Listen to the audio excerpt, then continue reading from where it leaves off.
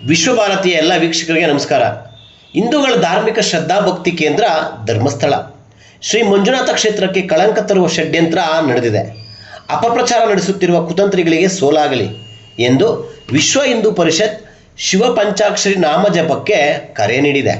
ಯಲಹಂಕದ ಬಿಲ್ವೇಶ್ವರ ದೇವರಿಗೆ ನಮಿಸಿ ಮಂತ್ರ ಪಠಿಸಿದ ಬಗ್ಗೆ ಬಿಲ್ವ ವಿನಾಯಕ ದೇವಾಲಯದಿಂದ ನಮ್ಮ ಪ್ರತಿನಿಧಿ ಸುರೇಶ್ ಬಾಬು ಒಂದು ಪ್ರತ್ಯಕ್ಷ ವರದಿ ನೀಡಿದ್ದಾರೆ. ಬನ್ನಿ ನೋಡೋಣ. ಯಲಹಂಕ ಅನೇಕ ಮೊದಲುಗಳಿಗೆ ಸಾಕ್ಷ್ಯ ಆಗ್ತಾ ಇದೆ. ಬೆಂಗಳೂರು ಮಹಾನಗರದಲ್ಲಿ ವಾರ್ಡ್ ಪ್ರಾರಂಭ ಆಗೋದೇ ಕೆಂಪೇಗೌಡ ವಾರ್ಡು, ಅದು ನಂಬರ್ 1. ಅದೇ ರೀತಿಲಿ ಈಗಾಗಲೇ ಯಾವುದೇ ಚಾನಲ್ ಹಾಕಿದ್ರು, ಯಾವುದೇ ಪೇಪರ್ ನೋಡಿದ್ರು ಅದು ಧರ್ಮಸ್ಥಳಕ್ಕೆ ಸಂಬಂಧಪಟ್ಟಂಗೆ ಸುದ್ದಿ. ಅಲ್ಲೂ ತಲೆಬುರುಡಿಗಳು ಸಿಗ್ತಾ ಇದೆ, ಅನೇಕ ಅತ್ಯಾಚಾರಗಳಾಗಿದೆ, ಕೊಲೆಗಳಾಗಿದೆ, ಅವುಗಳನ್ನ ಊತಾಕಾಗಲಾಗಿದೆ ಅಂತೇಳಿ ಏನೇ ಅನೇಕ ವರ್ಷಗಳಿಂದ ಆರೋಪಗಳು ಕೇಳಿ ಬರ್ತಾ ಇದ್ರು.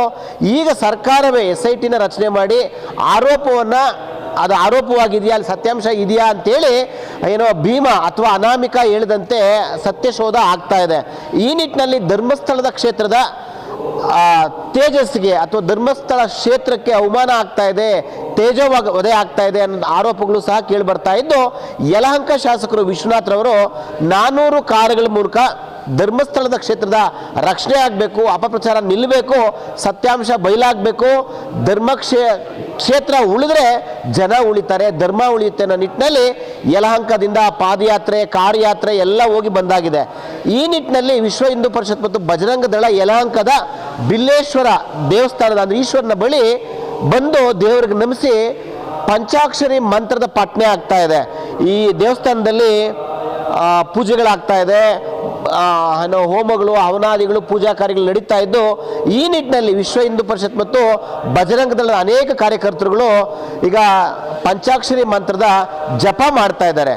ಆ ನಿಟ್ಟಿನಲ್ಲಿ ನಮ್ಮ ಗಮನ ಸೆಳೀತಕ್ಕಂಥ ಕೆಲಸ, ಈಗಾಗಲೇ ಧರ್ಮಸ್ಥಳ ಕ್ಷೇತ್ರಕ್ಕೆ ಅಪಮಾನ ಆಗ್ತಾ ಇದೆ, ವಿನಾಕಾರಣ ಹಿಂದೂ ಧರ್ಮದ ಮೇಲೆ, ಹಿಂದೂ ಧಾರ್ಮಿಕ ಕೇಂದ್ರಗಳ ಮೇಲೆ, ದೇವರುಗಳ ಮೇಲೆ ಅಪಪ್ರಚಾರ ಆಗ್ತಾ ಇದೆ, ಇದು ನಿಲ್ಲಬೇಕು.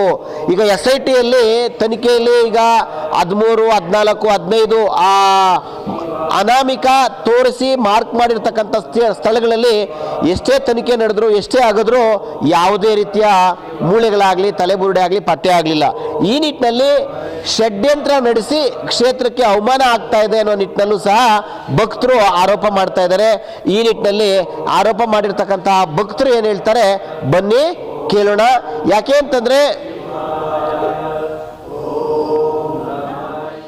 ನಾವು ಏನು ಈ ಸುತ್ತಮುತ್ತ ಇರುವಂತಹ ಹಿಂದೂಗಳು ಅಥವಾ ಸಂಘ ಕಾರ್ಯಕರ್ತರು ಏನು ವಿಶ್ವ ಹಿಂದೂ ಪರಿಷತ್ ಕರೆ ಕೊಟ್ಟಿದೆ, ಶಿವ ಪಂಚಾಕ್ಷರಿ ಮತ್ತು ಮಂತ್ರವನ್ನು 108 ಬಾರಿ ಹೇಳಬೇಕು ಅಂತೇಳಿ, ಅದರ ಪ್ರಯುಕ್ತ ನಾವಿಲ್ಲಿ ಸೇರಿದ್ದೀವಿ ಮತ್ತು ಅದರ ಪರವಾಗಿ ನಾವು ಇಲ್ಲಿ ಪಂಚಾಕ್ಷರಿ ಮಂತ್ರವನ್ನು ಜಪಿಸಿದ್ದೀವಿ. ಕೋರ್ಟಲ್ಲಿ ಜಡ್ಜ್ಮೆಂಟ್ ಕೊಡೋ ಟೈಮಲ್ಲಿ ಹೇಳಿದ್ದಾರೆ, ಏನು ಈ ಪ್ರಾಸಿಕ್ಯೂಷನ್ ನಡೀತಾ ಇದೆ ಇವಾಗ, ಆ ಪ್ರಾಸಿಕ್ಯೂಷನ್ನು ಇವರು ಏನು ಇವಾಗ ಸಂತೋಷ್ ರಾವಂತ್ ಯಾರೋ ಕಸ್ಟಡಿಯಲ್ಲಿದ್ದರು, ಅವ್ರನ್ನ ನೀವು ಇವರೇ ಮಾಡಿದ್ದಾರೆ ಅನ್ನೋದಕ್ಕೆ ನೀವು ಪ್ರೂವ್ ಮಾಡೋಕ್ಕಾಗ್ತಾಯಿಲ್ಲ ಅಂಥೇಳಿ ಅವ್ರನ್ನ ಬಿಡುಗಡೆ ಆಗಿದೆ. ಬಿಟ್ಟರೆ ಅವರು ನಿರಪರಾಧಿ ಅಂತೇಳಿ ಕೋರ್ಟ್ ಎಲ್ಲೂ ಹೇಳಿಲ್ಲ. ಅದು ಯಾರು ಈ ಸರ್ಕಾರ ಯಾರು ಒಂದು ಲಾಯರ್ನ ಇಟ್ಕೊಂಡು ನಡೆಸ್ತಾ ಇದ್ದೋ ಅವರು ಅದನ್ನು ಪ್ರೂವ್ ಮಾಡಬೇಕಾಗಿತ್ತು. ಬಿಟ್ಟರೆ ಯಾವುದೇ ಕಾರಣಕ್ಕೂ ಸಾರ್ವಜನಿಕರು ಅಥವಾ ಯಾರು ದೇವಸ್ಥಾನದವರು ಇಲ್ಲ ಹೆಗ್ಡೆಯವರು ಮಾಡಬೇಕಾದಂಥ ಕೆಲಸ ಅಲ್ಲ ಅದು. ಅಲ್ಲಿ ಯಾರು ಲಾಯರ್ ಇದ್ದರೂ ಆ ಲಾಯರು ಅದನ್ನು ಸಾಕ್ಷ್ಯವನ್ನು ಕೋರ್ಟ್ ಮುಂದೆ, ಜಡ್ಜ್ ಮುಂದೆ ಅದನ್ನು ಏನು ಅವರು ಪ್ರೆಸೆಂಟ್ ಮಾಡಬೇಕಾಯಿತು, ಮಾಡೋಕ್ಕಾಗಲಿಲ್ಲ. ಆ ಕಾರಣದಿಂದ ಅವ್ರನ್ನ ರಿಲೀಸ್ ಮಾಡ್ತಾ ಇದ್ದೀವಿ ಅಂತ ಹೇಳಿದ್ರು. ಬಿಟ್ಟರೆ ಎಲ್ಲೂ ಕೂಡ ಅವರು ಇವರು ನಿರಪರಾಧಿ, ಆ ಕಾರಣಕ್ಕೆ ಬಿಡ್ತಾ ಇದ್ದೀನಿ ಅಂತ ಎಲ್ಲೂ ಜಡ್ಜ್ಮೆಂಟಲ್ಲಿ ಎಲ್ಲೂ ಹೇಳಿಲ್ಲ. ಮತ್ತು ಯಾವುದೇ ಕಾರಣಕ್ಕೂ ಅವರು ನಿರಪರಾಧಿ ಅಂತಲೂ ಕೂಡ ಯಾರೂ ಹೇಳ್ತಾ ಇಲ್ಲ. ಸೊ ಅದನ್ನು ಸರ್ಕಾರ ಅದನ್ನು ಯೋಚನೆ ಮಾಡಬೇಕಾಗಿತ್ತು, ಹೈಕೋರ್ಟ್ಗೆ ಹೋಗೋ, ಸುಪ್ರೀಂ ಕೋರ್ಟ್ಗೆ ತೊಗೊಂಡು ಹೋಗಬೇಕಾಗಿತ್ತು.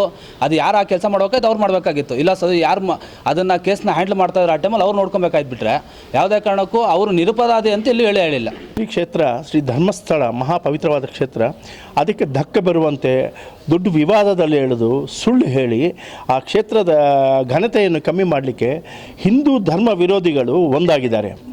ಇದಕ್ಕಾಗಿ ನಮ್ಮ ಭಕ್ತಾದಿಗಳೆಲ್ಲ ಸೇರಿ ಮತ್ತೆ ಆ ದೇವರು ಯಾವನು ಇವತ್ತಿನ ತನಕ ನಮ್ಮ ಹಳೆಯ ಪೀಳಿಗೆ 1000 ಪೀಳಿಗೆಗಳಿಂದ ಇವತ್ತಿನ ತನಕ ನಮ್ಮ ಮೊಮ್ಮಕ್ಕಳ ತನಕ ಯಾರು ದೇವರು ಮಂಜುನಾಥ ನಮ್ಮನ್ನು ಕಾಪಾಡ್ಕೊಂಡು ಬಂದಿದ್ದಾನೋ ಅವನ ಪರವಾಗಿ ನಾವು ನಿಂತಿದ್ದೇವೆ ಅಂತ ಹೇಳಬೇಕಂತೇಳಿ ವಿಶ್ವ ಹಿಂದೂ ಪರಿಷತ್ ಒಂದು ಕರೆ ಕೊಟ್ಟಿದೆ.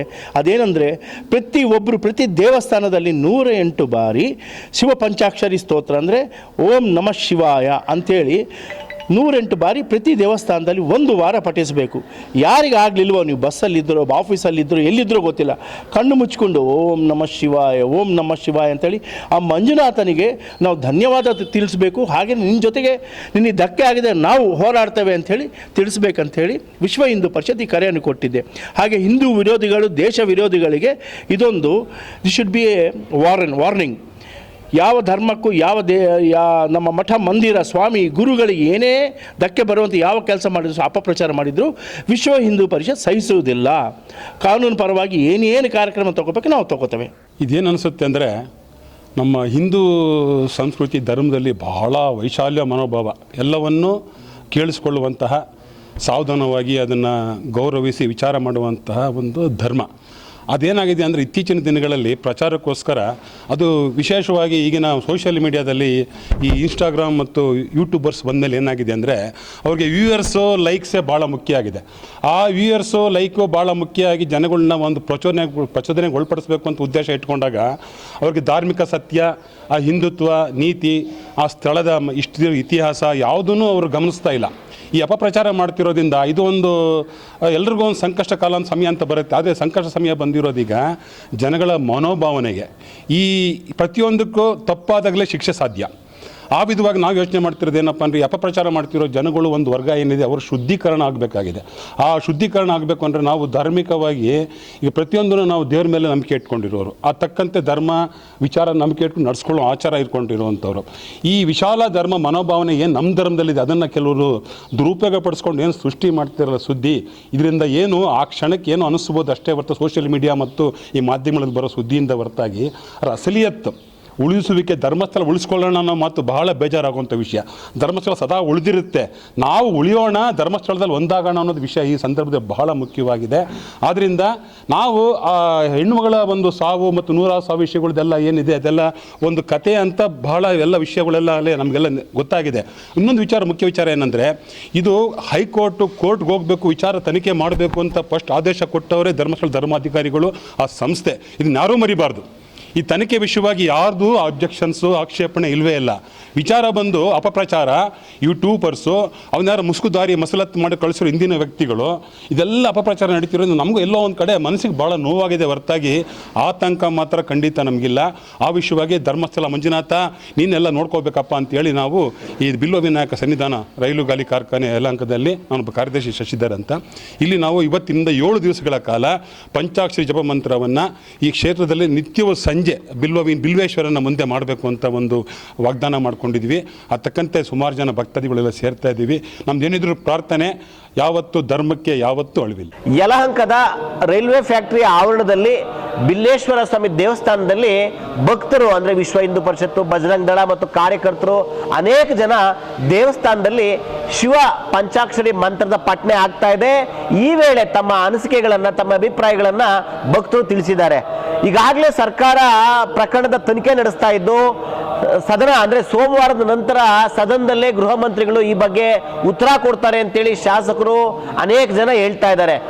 ಸರ್ಕಾರದ ಅಂಗವಾಗಿರ್ತಕ್ಕಂಥ DCM DK ಶಿವಕುಮಾರ್ ಸಹ ಧರ್ಮಸ್ಥಳದ ಬಗ್ಗೆ ಷಡ್ಯಂತ್ರ ನಡೀತಾ ಇದೆ ಅಂತೇಳಿ ಆರೋಪ ಮಾಡಿದ್ದಾರೆ. ಆರೋಪವಾಗದೆ ಸತ್ಯಾಂಶ ಹೊರಬರಲಿ, ಧಾರ್ಮಿಕ ಕೇಂದ್ರದ ಅಸ್ತಿತ್ವ ಉಳಿಬೇಕು, ಹಿಂದೂ ಧರ್ಮೀಯರ ಭಕ್ತಿಯ ತೀವ್ರತೆ ಅದೇ ರೀತಿ ಉಳ್ಕೊಂಡ್ರೆ ಮಾತ್ರ ಕ್ಷೇತ್ರ ಕಂಡಿರ್ತಕ್ಕಂಥ ಕಳಂಕ ಕಡಿಮೆ ಆಗುತ್ತೆ, ಭಕ್ತರ ಮನಸ್ಸಲ್ಲಿರ್ತಕ್ಕಂಥ ಆತಂಕ ದೂರವಾಗುತ್ತೆ. ಆ ನಿಟ್ಟಿನಲ್ಲಿ ಸರ್ಕಾರ ದಿಟ್ಟ ಕ್ರಮ ತೆಗೆದುಕೊಳ್ಬೇಕು. ಸೂಕ್ತ ಸಮಗ್ರ ತನಿಖೆಯಿಂದ ಮಾತ್ರ ಇದೆಲ್ಲ ಸಾಧ್ಯ. ಶಶಾಂಕ್ ಜೊತೆ ಸುರೇಶ್ ಬಾಬು, ವಿಶ್ವಭಾರತಿ, ಯಲಹಂಕ. ನೀವಿನ್ನೂ @ವಿಶ್ವಭಾರತಿ 24 ನ್ಯೂಸ್ ಚಾನಲ್ಗೆ ಸಬ್ಸ್ಕ್ರೈಬ್ ಆಗಿಲ್ಲ ಅಂದರೆ ಸಬ್ಸ್ಕ್ರೈಬ್ ಮಾಡ್ಕೊಳ್ಳಿ. ನಮ್ಮ ಕಂಟೆಂಟ್ ಇಷ್ಟ ಆದರೆ ಲೈಕ್ ಮಾಡಿ, ಶೇರ್ ಮಾಡಿ.